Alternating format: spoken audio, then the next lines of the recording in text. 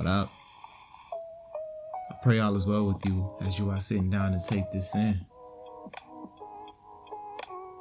We're going back into the legends of the Jews. We in the creation of the world, and we're going into the third day.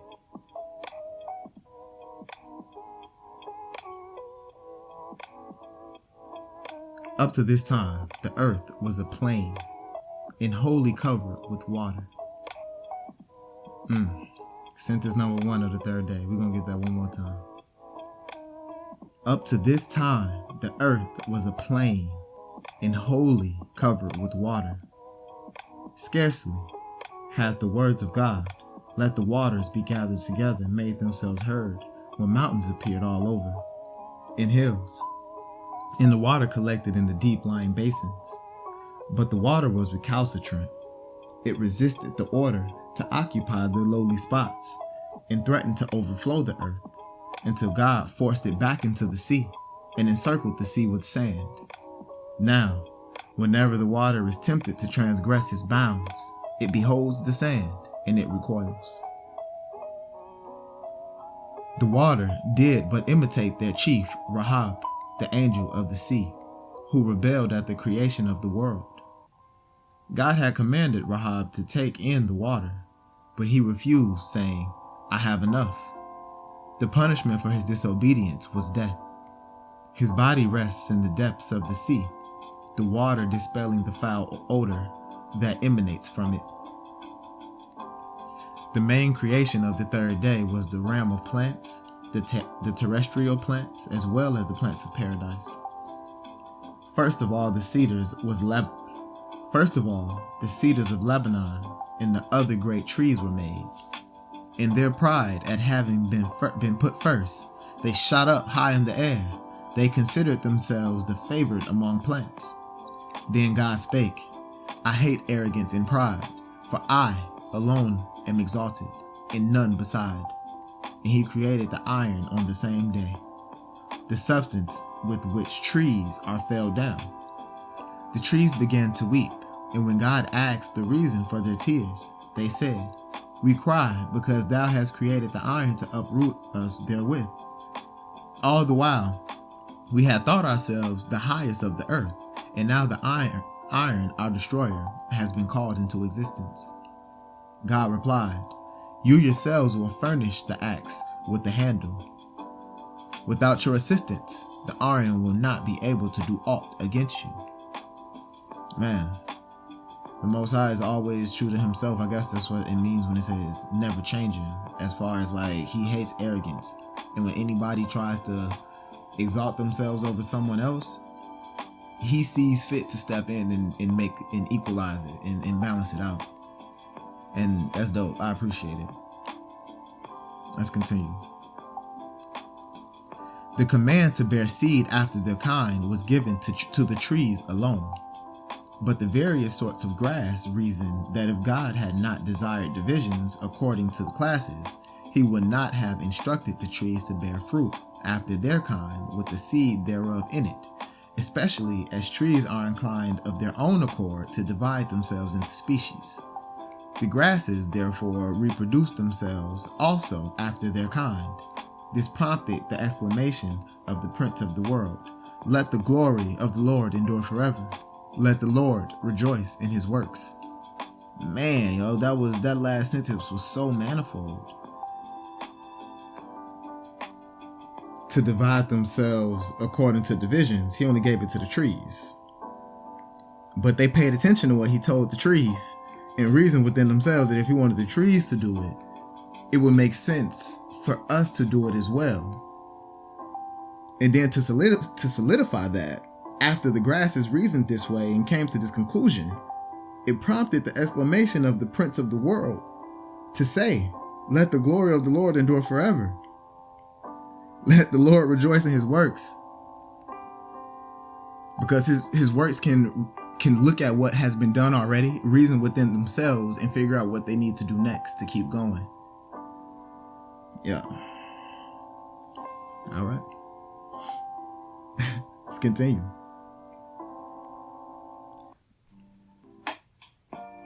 The most important work done on the third day was the creation of paradise. 2 gates of carbuncle formed the entrance to paradise, and 60 myriads of ministering angels keep watch over them. Each of these angels shines with the luster of the heavens.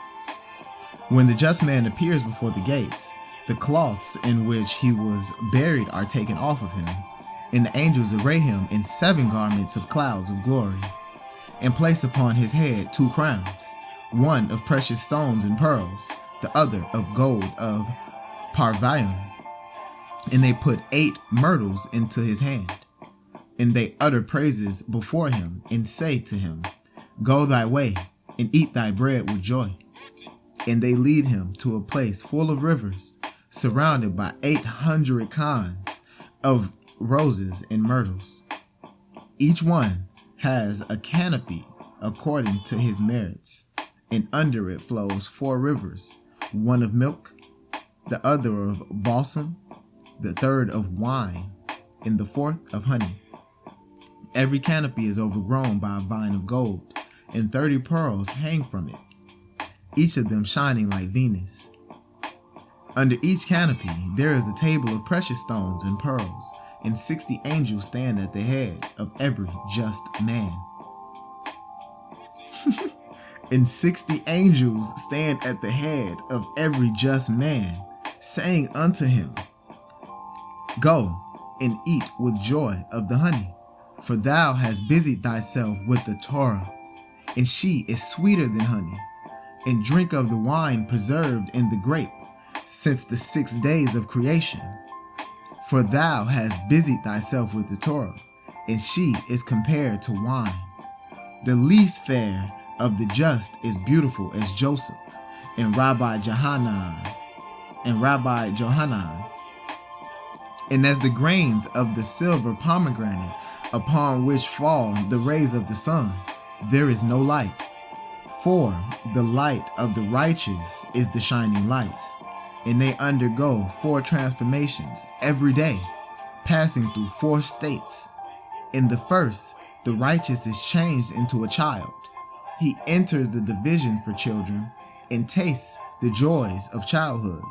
Then he is changed into a youth and enters the divisions of the youths, with whom he enjoys the delights of youth. Next, he becomes an adult in the prime of life, and he enters the division of men and enjoys the pleasures of manhood. Finally, he is changed into an old man. He enters the division for the old and enjoys the pleasures of age. There are 80 myriads of trees in every corner of paradise, the meanest among them choicer than all the spice trees. In every corner there are 60 myriads of angels singing with sweet voices, and the tree of life stands in the middle and shades the whole of paradise. It has 15,000 tastes, each different from the other, and the perfumes thereof vary likewise. Over it hang 7 clouds of glory, and winds blow upon it from all 4 sides, so that its odor is wafted from one end of the world to the other. Underneath sit the scholars and explain the Torah. Over each of them 2 canopies are spread, one of stars, the other of sun and moon, and a curtain of clouds of glory separates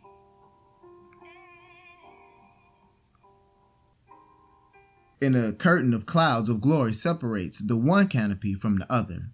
Beyond paradise begins Eden, containing 310 worlds and 7 compartments for 7 different classes of the pious. In the first are the martyr victims of the government, like Rabbi Akiba and his colleagues. In the second, those who were drowned. In the third, Rabbi Johanan ben Zakkai and his disciples. In the fourth, those who were carried off in the cloud of glory.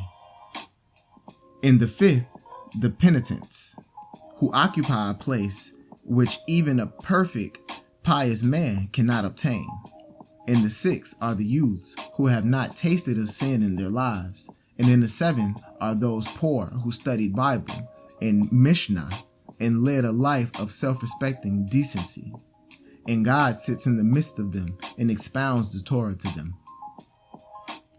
Yeah, see, this is a description of paradise, and to those who don't enjoy discussing and reading and going over Torah or other spiritual books of the like, would this be paradise to you? Would you even enjoy being here, being present for this? I don't know. A paradise for the righteous sound like a hell for the wicked, and vice versa. Let's continue. As for the 7 divisions of paradise, each of them is 12 myriads of miles in width and 12 myriads of miles in length. In the first division dwell the proselytes, who embraced Judaism of their own free will, not from compulsion. The walls are of glass and the wainscoting of cedar. The prophet Obadiah himself, a proselyte, is the overseer of this first division. The second division is built of silver, and the wainscoting thereof is of cedar. Here dwell those who have repented, and Manasseh, the penitent son of Hezekiah, presides over them. The third division is built of silver and gold. Here dwell Abram, Isaac, and Jacob, and all the Israelites who came out of Egypt, and the whole generation that lived in the desert. Also, David is there, together with his sons, except Absalom, one of them, Shiliab, still alive. Oh, well, man, let me get that all together. Also, David is there, together with all his sons except Absalom. One of them, Shiliab, still alive. I mean, he never tasted death. He never died. He's in paradise. And all the kings of Judah are there, with the exception of Manasseh, the son of Hezekiah, who presides in the second division over the penitents. Moses and Aaron preside over the third division. Here are precious vessels of silver and gold and jewels and canopies and beds and thrones and lamps of gold, of precious stones and of pearls, the best of everything there is in heaven. The fourth division is built of beautiful rubies, and its wainscoting is of olive wood. Here dwell the perfect and the steadfast in faith, and their wainscoting is of olive wood, because their lives were bitter as olives to them. The fifth division is built of silver and gold. Not just gold. The fifth division is built of silver and refined gold, and the finest of gold, and glass, and bdellium, and through the midst of it flows the river Gihon. The wainscoting of silver and gold, and a perfume breathes through it more exquisite than the perfume of Lebanon. The covers of the silver and gold beds are made of purple and blue, woven by Eve, and of scarlet, and the hair of goats, woven by angels. Here dwells the Messiah on a palanquin made of wood of Lebanon. The pillars thereof of silver, the bottom of gold, the seat of it purple. With him is Elijah. He takes the head of Messiah and places it in his bosom, and says to him, "Be quiet, for the end draweth nigh." On every Monday and Thursday, and on Sabbaths and holidays, the patriarchs come to him, and the 12 sons of Jacob, and Moses, Aaron, David, Solomon, and the kings of Israel and of Judah, and they weep with him, and comfort him, and say unto him, "Be quiet and put trust in thy Creator, for the end draweth nigh." Also, Korah and his company, and Dathan, and Abiram, and Absalom come to him on every Wednesday, and ask him, "How long before the end comes, full of wonders? When wilt thou bring us life again, and from the abysses of the earth lift us?" The Messiah answers them, "Go to your fathers and ask them." And when they hear this, they are ashamed, and do not ask their fathers. In the sixth division dwell those who died in performing a pious act. And then the seventh division, those who died from illness inflicted as a expiation for the sins of Israel. That's the end of the third day. The third day was apparently an amazing day. It was the day that paradise was created. We spent most of this day talking about that. This has just been beautiful so far. I hope that you all are enjoying it. The next time we jump into this book, we're going to be going into the fourth day. And I hope to see you then. Well, I hope you hear me then. Till then.